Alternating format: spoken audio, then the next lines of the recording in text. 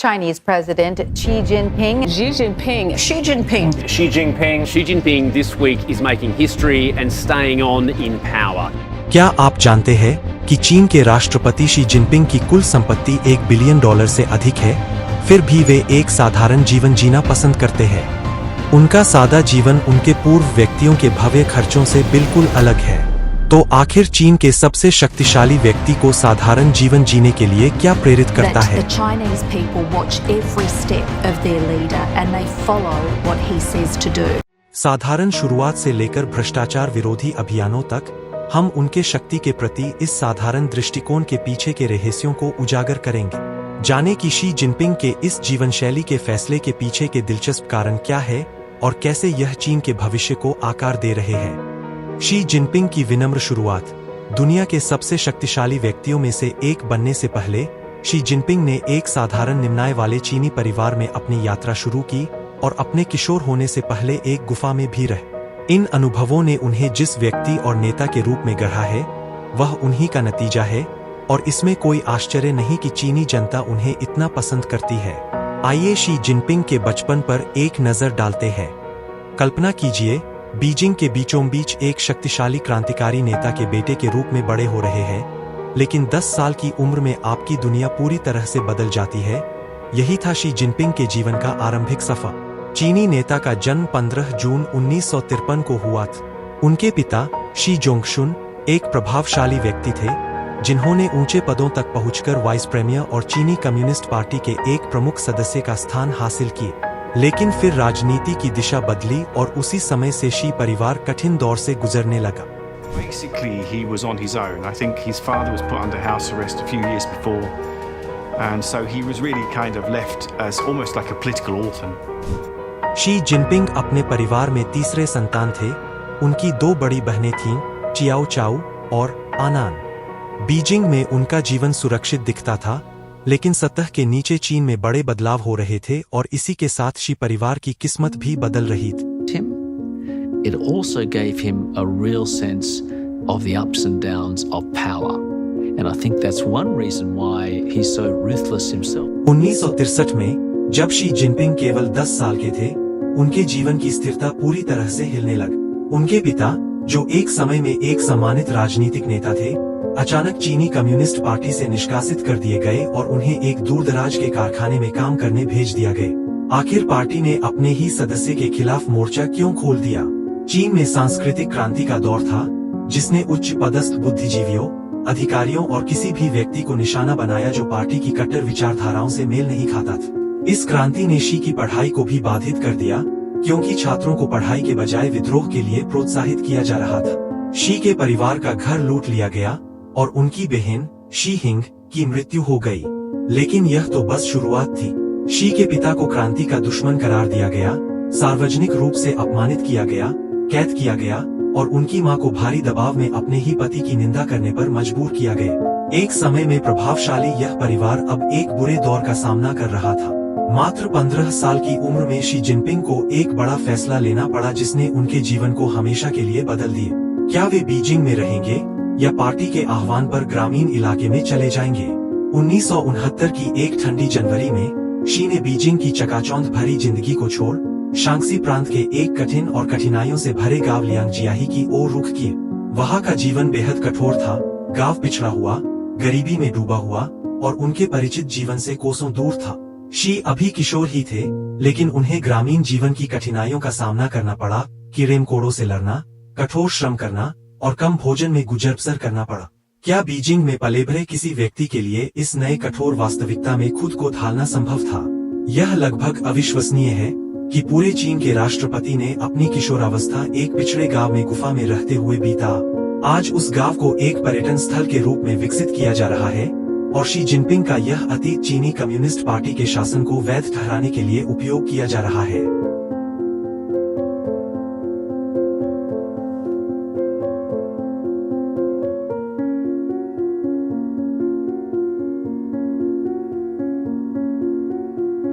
Where President Xi spent a lot of his teenage years and his early 20s, really, it kind of shaped him as a leader, and it really drove him to fight things like poverty in China, and also gave him that very common touch लियांग जियाह के गांव वाले अक्सर आगंतुकों और पर्यटकों को उस समय की कहानी सुनाते हैं जब एक लंबा गोरा किशोर उनके साथ खेतों में काम करता था और उनके गांव में एक पुआल की चटाई पर सोता था, जो कि एक पिस्सू भरी गुफा में थी।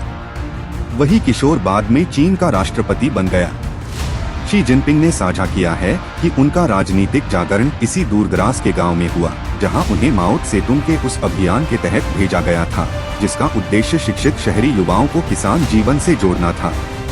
2004 में एक टेलीविजन साक्षात्कार में उन्होंने बताया कि लियांग जियाह में बिताए गए उन महत्वपूर्ण वर्षों के दौरान उनकी कई विचारधाराएं और व्यक्तित्व की विशेषताएं विकसित हुई। यहीं पर उन्होंने निस्वार्थ भाव से अपने लोगों और देश की भलाई के लिए लड़ने का पाठ सीखा और विलासिता को छोड़कर एक साधारण जीवन जीने की आदत डाली। लेकिन किशोर शी के लिए यह सब आसान नहीं था। कुछ महीनों के बाद ही गांव के कठिन जीवन ने 15 वर्षीय शी को बहुत परेशान कर दिया और उन्होंने अपने घर की आरामदायक जिंदगी की चाह में वहां से भागने का प्रयास किया। बीजिंग लौटने पर उनकी मां ने अधिकारियों को सूचित किया, जिसके बाद उन्हें पकड़ा गया और एक क्रैकडाउन के दौरान गिरफ्तार कर लिया गया। उन्हें 6 महीने के एक उन शिक्षा कार्यक्रम के तहत एक कार्य शिविर में खाइयां खोदने के लिए भेजा गया। अंततः वह लियांग जियाह लौटे, लेकिन केवल अपने रिश्तेदारों के समझाने पर। ग्रामीण इलाकों में बिताए इस संघर्षपूर्ण अनुभव ने शी के जीवन का एक महत्वपूर्ण अध्याय बनकर उनके व्यक्तित्व को आकार दिया। आज लियांग जियाह के निवासी उस युवा शी जिनपिंग को स्नेहपूर्वक याद करते हैं, जो अपने निर्माण के वर्षों में उनके साथ काम करता था। वे याद करते हैं कि कैसे वह रेत की गाड़ियां ढकेलते थे, फसलों की देखभाल करते थे और एक बांध का निर्माण करने में मदद करते थे, जबकि ग्रामीण जीवन की कठिनाइयों का सामना कर रहे थे। शी र्युकिन एक स्थानीय निवासी जो 1974 में शी के साथ कम्युनिस्ट पार्टी में शामिल हुए थे, याद करते हैं कि उस समय वहां जीवन बहुत कठिन था, किसी के पास पर्याप्त भोजन नहीं था और शी ने बहुत कष्ट सहा। वह जो कुछ भी करते थे हमारे भले के लिए करते थे, हर काम गांव वालों के लाभ के लिए करते थे। वह उस भावुक पल को याद करते हैं जब शी गांव छोड़ रहे थे और कैसे युवा नेता ने विदाई के समय आंसू बहाए थे। शी स्वयं 1975 के उस निर्णायक दिन को याद करते हुए बताते हैं कि सुबह उन्होंने देखा कि गांव वाले उनकी गुफा के बाहर इंतजार कर रहे थे, उन्हें परेशान नहीं करना चाहते थे। वह मानते हैं कि उस समय उन्हें गहरा दुख हुआ था और उन्होंने स्वीकार किया कि उस समय मैं रोया था। 7 सालों में यह दूसरी बार था जब मैं रोया। हाल के वर्षों में शी जिनपिंग का लियांग जियाह से जुड़ाव गांव की स्थानीय अर्थव्यवस्था में एक छोटे से उछाल का कारण बना है। अब गांव के लोग पर्यटकों को बग्गी की सवारी कराते हैं, शी थीम वाले स्मृति चिन्ह बेचते हैं और हजारों पर्यटकों को प्रेसिडेंट सेट मील परोसते हैं, जो प्रतिदिन गांव में आते हैं। इसके अलावा इस क्षेत्र पर आधारित 45 भागों की एक नाटक श्रृंखला पर काम चल रहा है। हालांकि यह स्पष्ट नहीं है कि इसमें शी का जीवन विशेष रूप से चित्रित किया जाएगा या नहीं। हाल ही के एक अवकाश के दौरान लियांग जियाह में 30,000 से अधिक पर्यटक आए, जो शी के द्वारा कभी उपयोग की गई गुफाओं को देखने के लिए मामूली शुल्क का भुगतान कर रहे थे। इन गुफाओं को पर्यटन स्थल के रूप में संरक्षित किया गया है, जिसमें तेल के दीपक और कृषि उपकरण जैसे वस्तुएं शामिल हैं, जो उनके युवावस्था में झेली गई परिस्थितियों को दर्शाती हैं। समय के साथ शी जिनपिंग ने लियांग जियाह के गांव वालों का विश्वास जीत लिया, जहां उन्होंने सामुदायिक सचिव के रूप में सेवा की। इसके बावजूद वे एक गुफा के घर में ही रहते थे, जैसे उस क्षेत्र के कई निवासी रहते थे। 7 वर्षों तक उन्होंने खुद को ग्रामीण जीवन में पूरी तरह डुबो लिया, भूमि के बारे में सीखा और ग्रामीण गरीबों से उस तरीके से जुड़े जैसा पहले बहुत कम नेताओं ने किया था। यह अवधि उनके नेतृत्व कौशल को आकार देने में महत्वपूर्ण थी। 1973 तक शी की निष्ठा ने ध्यान आकर्षित किया और उन्हें पड़ोसी गांवों में सामाजिक शिक्षा के पहल की जिम्मेदारी सौंपी गई। उनकी उभरती हुई प्रतिष्ठा के बावजूद उन्हें अपने पिता की राजनीतिक विरासत की चुनौती का सामना करना पड़ा, जो उनके लिए एक बड़ी रुकावट थी।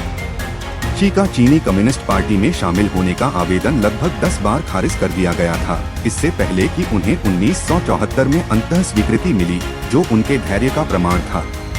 पार्टी में शामिल होते ही शी ने तुरंत बदलाव लाने के लिए काम शुरू कर दिया। उन्होंने स्थानीय ईंधन की कमी को दूर करने के लिए बायोगैस तकनीक की शुरुआत की, कुएं खुदवाए और स्थानीय अर्थव्यवस्था को बढ़ावा देने के लिए सहकारी समितियों की स्थापना की। गांव वाले, जिन्होंने शुरू में उन्हें एक बाहरी व्यक्ति के रूप में देखा था, धीरे धीरे उन्हें अपने समुदाय का हिस्सा मानने लगे। हालांकि यह उनके सफर की बस शुरुआत थी। 1975 में शी जिनपिंग को एक महत्वपूर्ण अवसर मिला जब उन्हें चीन के सबसे प्रतिष्ठित शैक्षणिक संस्थानों में से एक सिन्हुआ विश्वविद्यालय में पढ़ाई के लिए अनुशंसित किया गया। वहां उन्होंने रासायनिक इंजीनियरिंग में डिग्री हासिल की, जिसमें उन्होंने शैक्षणिक शिक्षा को अपने ग्रामीण अनुभवों से सीखे व्यावहारिक पाठों के साथ जोड़ा, जिससे वह एक तेजी से आधुनिक हो रहे चीन में नेतृत्व के लिए तैयार हुए।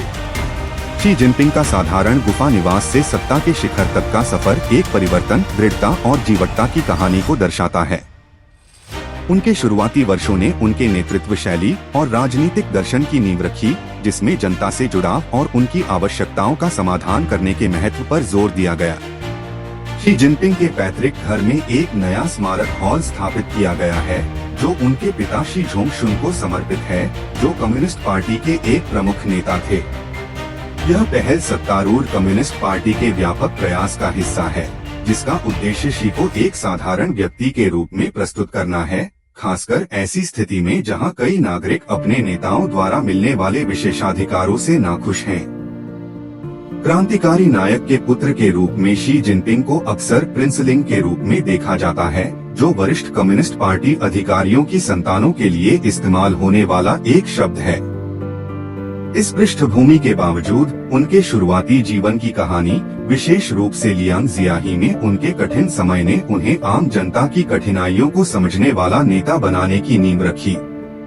उनके जीवन का यह अध्याय महत्वपूर्ण था, जिसने उन्हें कठिनाइयों और सहनशीलता के मूल्यवान सबक सिखाए, जो बाद में उनके राजनीतिक विचारधारा में परिलक्षित हुए। वहाँ के उनके अनुभवों को अक्सर उनके नेतृत्व शैली और चीन के लिए उनके दृष्टिकोण की आधारशिला माना जाता है। प्रारंभिक राजनीतिक करियर। सितंबर 1988 में शी जिनपिंग को एक दूरस्थ और पिछड़े क्षेत्र निंगड़े का सचिव नियुक्त किया गया। उस समय निंगड़े की अर्थव्यवस्था बुरी स्थिति में थी, जो फुजो और शियांग जैसे अधिक समृद्ध शहरों की तुलना में कहीं अधिक खराब थी। उनके सामने का कार्य कठिन प्रतीत हो रहा था, लेकिन हतोत्साहित होने के बजाय शी ने अपने विचारों और अनुभवों को सावधानी पूर्वक व्यवस्थित करना शुरू किया और अंततः इन्हें एक पुस्तक में संकलित किया, जिसका शीर्षक था गरीबी से बाहर निकलना। यह पुस्तक केवल सैद्धांतिक नहीं थी, बल्कि निंगड़े में गरीबी से निपटने और स्थानीय कम्युनिस्ट पार्टी को मजबूत करने के लिए शी के व्यावहारिक कार्यों से प्रेरित थी। लेकिन यह तो बस शुरुआत थी। मई 1990 में चीनी कम्युनिस्ट पार्टी की फुजियान प्रांतीय समिति ने शी जिनपिंग के लिए बड़े योजनाएं बनाई। उन्हें फुजो नामक एक प्रमुख शहर में नगर समिति सचिव के रूप में पुनर्नियुक्त किया गया। उनकी पदोन्नति गति पकड़ने लगी थी। 1997 तक शी को 15वीं चीनी कम्युनिस्ट पार्टी केंद्रीय समिति का वैकल्पिक सदस्य नामित किया गया। लेकिन जल्द ही एक और बड़ा अवसर शी जिनपिंग के दरवाजे पर दस्तक दे रहा था। 1999 में उन्हें फुजियान के उपगवर्नर के पद पर पदोन्नत किया गया और एक साल बाद उन्होंने शीर्ष पद पर गवर्नर का कार्यभार संभाला। फुजियान में अपने कार्यकाल के दौरान शी का दृष्टिकोण रणनीतिक था। उन्होंने निवेश को आकर्षित करने की उम्मीद में ताइवान से संपर्क किया और निजी क्षेत्र के विकास को प्रोत्साहित किया। उनकी आर्थिक विकास की सोच साहसिक थी, लेकिन यह उन्हें कितनी दूर तक ले जा सकती थी? इसका उत्तर 2002 में मिला, जब उन्होंने पड़ोसी प्रांत झेजियांग का रुख किया। यह उनके लिए एक बड़ा कदम था, जहां उन्हें जल्दी ही प्रमुख राजनीतिक भूमिकाएं दी गईं और अंततः झेजियांग की पार्टी समिति के सचिव के रूप में शीर्ष स्थान पर पहुंच गए। यह पहली बार था जब उन्होंने इस तरह के शक्तिशाली प्रांतीय पद को संभाला। उनके नेतृत्व में झेजियांग की अर्थव्यवस्था ने हर साल 14% की आश्चर्यजनक वृद्धि दर्ज की, लेकिन शी केवल आर्थिक सफलता पर ध्यान केंद्रित नहीं कर रहे थे। वह भ्रष्टाचार विरोधी एक सख्त नेता के रूप में भी ख्याति प्राप्त कर रहे थे। उनके भ्रष्ट अधिकारियों के खिलाफ कड़े रुख ने पूरे चीन में हलचल मचा दी और देश के शीर्ष नेतृत्व का ध्यान खींचा। 2004 से 2007 के बीच ली चांग उनके निकटतम सलाहकार और प्रमुख स्टाफ के रूप में कार्यरत रहे, जिससे दोनों के बीच एक मजबूत राजनीतिक संबंध बना। लेकिन उनकी कहानी यहाँ समाप्त नहीं हुई। सितंबर 2006 में राजनीतिक परिदृश्य में एक बार फिर बदलाव आया। शंघाई के पार्टी सचिव चेन लियांग्यू को एक बड़े सामाजिक सुरक्षा फंड घोटाले के बाद पद से हटा दिया गया। यह एक ऐसा घोटाला था जिसने पूरे देश को झकझोर कर रख दिया और किसी ऐसे व्यक्ति की आवश्यकता थी जो स्थिति को संभाल सके। इसी समय शी जिनपिंग को मार्च 2007 में शंघाई स्थानांतरित किया गया और वे नए पार्टी सचिव बने। शंघाई में उनका कार्यकाल केवल 7 महीने का था, लेकिन यह बहुत महत्वपूर्ण था। शंघाई में शी की रणनीति सीधी थी, विवादों से दूर रहना, पार्टी अनुशासन को बनाए रखना और किसी विशेषाधिकार का उपयोग नहीं करना। उन्होंने उन विशेष ट्रेनों का भी उपयोग करने से मना कर दिया जो शंघाई अधिकारियों ने उन्हें हांगझो और शंघाई के बीच लाने ले जाने के लिए निर्धारित की थीं। यह याद दिलाते हुए कि ऐसे विशेषाधिकार केवल राष्ट्रीय नेताओं के लिए हैं। नियमों के प्रति उनकी निष्ठा ने उन्हें सम्मान दिलाया और उनकी पार्टी एकता की नीति स्पष्ट थी। अपने पूर्ववर्ती के घोटाले के बावजूद शी ने पार्टी की लाइन का पालन करते हुए व्यापक दृष्टिकोण पर ध्यान केंद्रित रखा। शी जिनपिंग की भ्रष्टाचार विरोधी मुहिम ने चीन में राजनीतिक परिदृश्य को काफी हद तक बदल दिया है। जांच के डर ने अधिकारियों के बीच सतर्कता की संस्कृति को बढ़ावा दिया है, जिससे कई राजनीतिक अभिजात वर्ग को हटाया या किनारे कर दिया गया है। जबकि इस अभियान ने सरकार में जनता का विश्वास बहाल करने और अनावश्यक खर्च को कम करने के लिए प्रशंसा प्राप्त की है। आलोचकों का तर्क है कि यह शी के लिए राजनीतिक प्रतिद्वंद्वियों को खत्म करने, अपने अधिकार को मजबूत करने और कम्युनिस्ट पार्टी के भीतर वफादारी लागू करने का एक उपकरण है। 2018 में शी ने राष्ट्रपति पद की समय सीमा को हटा दिया, जिससे उन्हें अनिश्चित काल तक अपने नेतृत्व को बढ़ाने की अनुमति मिली। इस प्रकार भ्रष्टाचार विरोधी अभियान का दोहरा प्रभाव पड़ा है। यह वास्तविक भ्रष्टाचार के मुद्दों को संबोधित करता है, जबकि साथ ही शी के पार्टी पर नियंत्रण को भी मजबूत करता है। चीन के लिए शी की आर्थिक दृष्टि अनियंत्रित विस्तार और सत्ता में लोगों द्वारा राज्य संसाधनों के दुरुपयोग के बजाय स्थायी और उच्च गुणवत्ता वाली वृद्धि पर जोर देती है। उनका प्रशासन स्थानीय लागत, निर्यात संचालित अर्थव्यवस्था से घरेलू खपत, तकनीकी नवाचार और पर्यावरणीय स्थिरता को प्राथमिकता देने वाली अर्थव्यवस्था में संक्रमण पर केंद्रित है। मुख्य पहलकदमियां जैसे कि बेल्ट एंड रोड इनिशिएटिव और मेक इन चाइना 2025।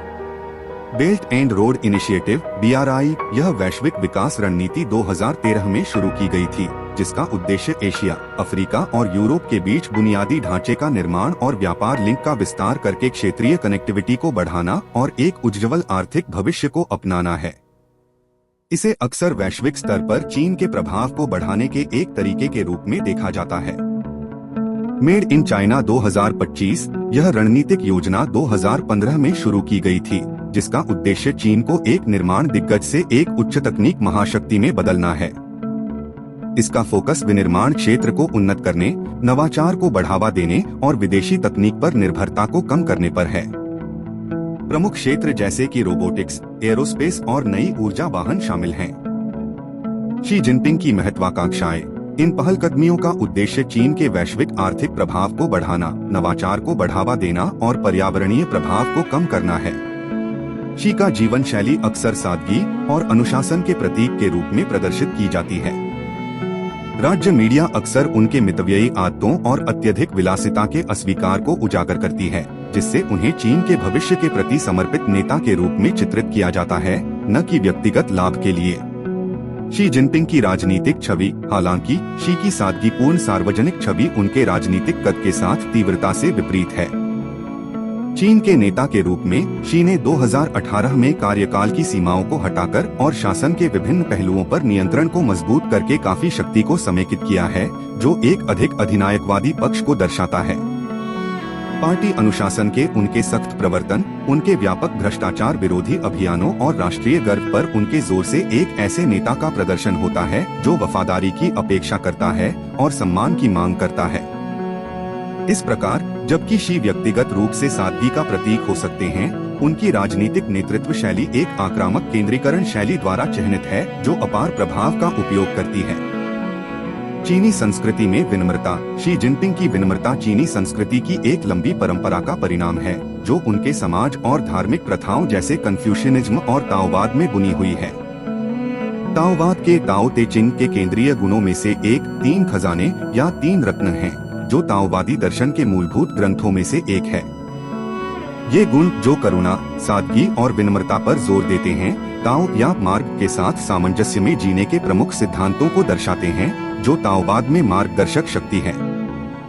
हालांकि 3 खजाने शब्द का उपयोग बाद में अन्य संदर्भों में भी किया गया, जैसे कि चीनी बौद्ध धर्म और पारंपरिक चीनी चिकित्सा में। ताओवादी परंपरा में यह जीवन के लिए एक मौलिक दृष्टिकोण का प्रतिनिधित्व करता है। 3 खजाने। करुणा। ताओवाद में करुणा को एक केंद्रीय गुण के रूप में प्रस्तुत किया गया है, क्योंकि इसे सच्ची बहादुरी का स्रोत माना जाता है। ताओ ते चिंग के अध्याय 67 में लाओ त्सु करुणा को साहस का आधार बताते हैं, यह सुझाव देते हुए कि जो व्यक्ति करुणा दिखाता है, उसमें दुनिया का सामना करने के लिए आंतरिक शक्ति होती है। यह अवधारणा अन्य चीनी दर्शन जैसे कन्फ्यूशियनिज्म में विचारों के समानांतर है, जहां मानवता को एक केंद्रीय नैतिक सिद्धांत के रूप में जोर दिया गया है। इस व्यापक अर्थ में करुणा न केवल एक व्यक्तिगत गुण है, बल्कि दूसरों के साथ बातचीत करने का एक साधन भी है, जो आपसी समझ और शांति को बढ़ावा देता है। मितव्ययिता। यह सादगी, संयम और अत्यधिकता के अस्वीकार को दर्शाता है। ताओवाद सिखाता है कि ताओ के साथ सामंजस्य में जीना प्राकृतिक क्रम का पालन करना शामिल है, जो स्वाभाविक रूप से एक सरल और सादगीपूर्ण जीवन शैली को बढ़ावा देता है। मितव्ययिता को अपनाकर कोई व्यक्ति अपव्यय से बचता है और संसाधनों को संरक्षित करता है, जैसे कि प्रकृति करती है। विनम्रता। इसे दुनिया में पहले होने की हिम्मत न करने के रूप में व्यक्त किया गया है। यह विचार ताओ के सिद्धांत को दर्शाता है कि सुर्खियों से बचना और दूसरों पर प्रभुत्व स्थापित करने की इच्छा का विरोध करना। लाओ त्सु गर्व और अहंकार के खतरों के खिलाफ चेतावनी देते हैं, यह जोर देते हुए कि जो लोग उदाहरण के द्वारा नेतृत्व करते हैं, वे ऐसा दूसरों से ऊपर खुद को रखकर नहीं करते हैं, बल्कि पीछे हटकर और दूसरों को फलने फूलने की अनुमति देकर करते हैं। इस प्रकार विनम्रता को एक सुरक्षात्मक शक्ति के रूप में देखा जाता है, जो व्यक्ति को अनावश्यक संघर्ष से बचाती है और उन्हें ताओ के साथ सामंजस्य में जीने में सक्षम बनाती है। ये 3 खजाने ताओवाद के व्यावहारिक नैतिक दिशा निर्देशों का निर्माण करते हैं। करुणा संबंध और दयालुता को बढ़ावा देती है, मितव्ययिता स्थिरता सुनिश्चित करती है और विनम्रता व्यक्ति को अहंकार या शक्ति की इच्छा के बिना जीने की अनुमति देती है। इस प्रकार 3 खजाने उन व्यक्तियों के लिए एक रोड मैप प्रदान करते हैं, जो प्राकृतिक दुनिया के साथ संतुलन, ज्ञान और सामंजस्य का जीवन जीने की तलाश में हैं।